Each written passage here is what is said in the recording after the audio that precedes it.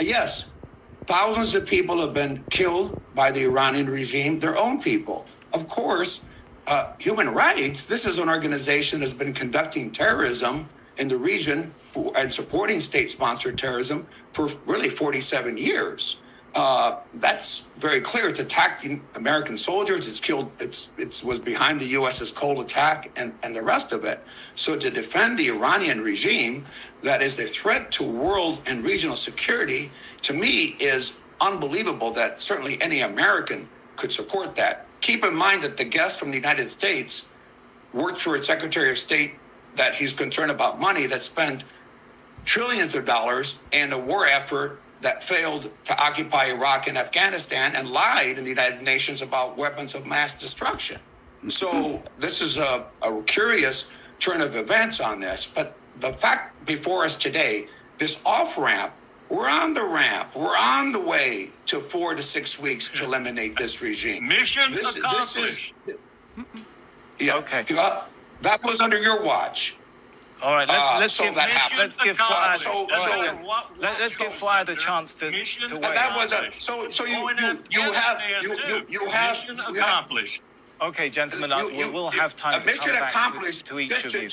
You have two guests representing Iran here. So you have the mission accomplished was a statement by President Bush, so your viewers know. Understood.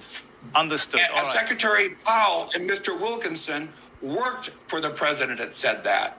The difference is President Trump will accomplish the mission. Okay. Again, we haven't even been in 2 weeks into this conflict. Our mission here is to destroy the military capabilities of a regime that is brutal, barbaric to its own people and threatens security. Okay, you've made that point clear, Adolfo. Yesterday, and I've given you 135 countries lined up on a resolution. We'll talk about that in a moment. Let's go over to Fuad Izadi in Tehran. I know you want to come back in on some of those things, but I do want to put a point to move the discussion along. What will be Iran's position on a unilateral U.S. announcement of an end to the war? Will Iran accept that and say, fine, if the U.S. says its mission accomplished, we just walk away? They need to make sure two things happen. The first thing is that they want to make sure that the country is not attacked by two nuclear regimes every few months.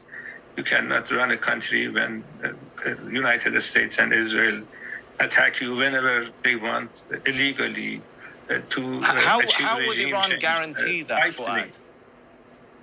They could say it.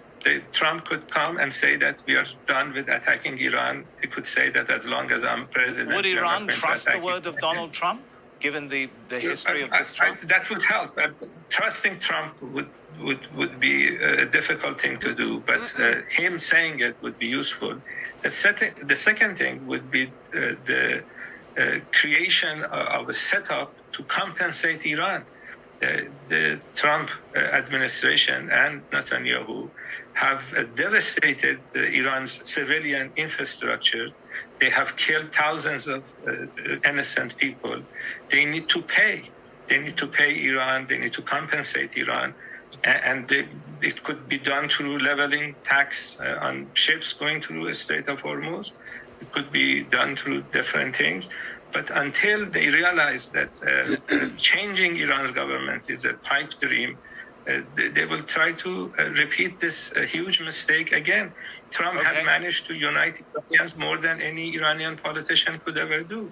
They are basing their policies on ideas that are not going to work, and they're killing a lot of people in the process. Iran needs to make sure that this stops. All right.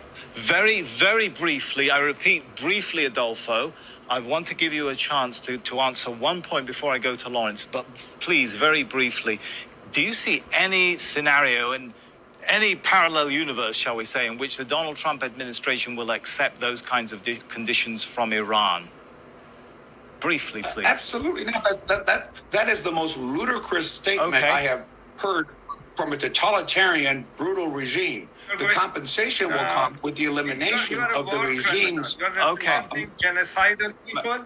You're genocidal is your dictatorship turning on your own people, and your dictatorship sponsored terrorism throughout the region. All right, it's a good time now, gentlemen. Let's take a moment to give Lawrence a chance to speak, because he's been waiting patiently. Lawrence, if the US would not accept those kinds of Iranian conditions to end the conflict, what are the options open? You're somebody who has obviously a military background and experience. Does the US move up the escalation ladder? What are the next steps up the escalation ladder? I don't know if you heard Senator Blumenthal the other day, but he was absolutely apoplectic when he came out of the intelligence briefing about possible ground troops on the ground in Iran. That would be an absolute disaster. It would make Iraq and Afghanistan combined look like a cakewalk. Do you think that's serious? Where we could we could go there. Trump has said things like that. And I'm hearing the rumors from the Pentagon that they are contemplating using ground forces. This would be the ruin of the region and our presence there. We would never be invited back, as it were. But let me just say one thing in particular. I'm speaking on behalf of the Iranian people who are dying under our bombs. I'm not speaking in behalf of the regime. And I'm speaking on behalf of the American people who, in poll after poll now, register such majorities as 75% of them, including many Republicans and many MAGA Republicans who are opposed to this war for very different reasons, but nonetheless they're opposed. They're right, and the rest are wrong. Adolfo, let's let Lawrence finish the thought, Adolfo. We'll come back to you. Go ahead, Lawrence. And we're not going to get out of it in one piece. Okay, and I'll give you a chance to come back in then, Adolfo. Yeah, this is the man that just spoke, who was working for the administration that put ground troops in Iraq and Afghanistan.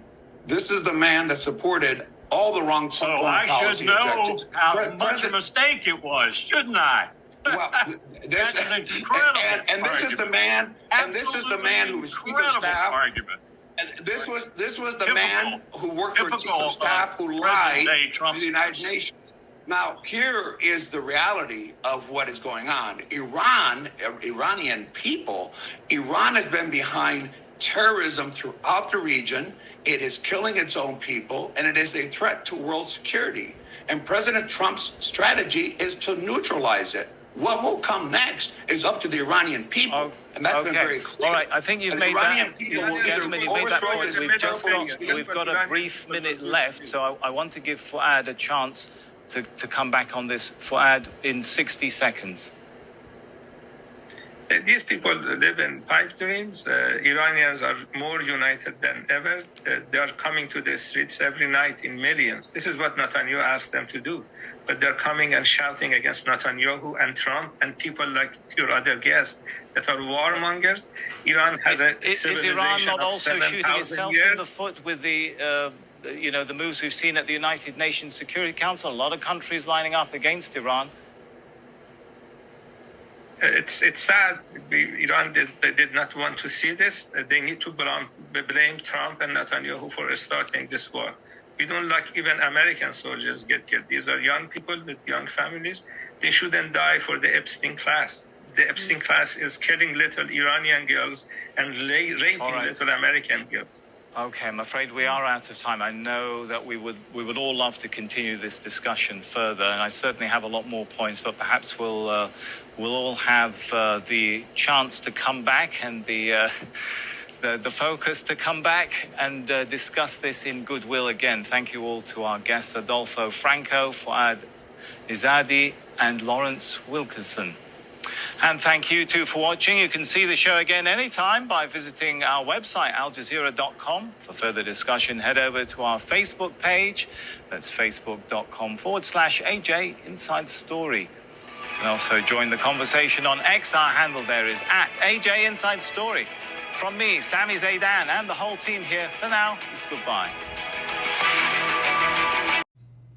And as always, who's getting into these receipts? Because y'all know I came with those receipts. You see all those screenshots? You see all the information? Baby, we was coming to verify some information. And in fact, We did. So if you like content like this, go ahead and subscribe to my YouTube channel, which is called Legally Everywhere. Because what? We legally everywhere, child. We looking into everything. And baby, you can't tell me I didn't come with them receipts today, because I certainly did. And they were quite scrumptious. So stay tuned. And I look forward to seeing you right here in the next video. Next time.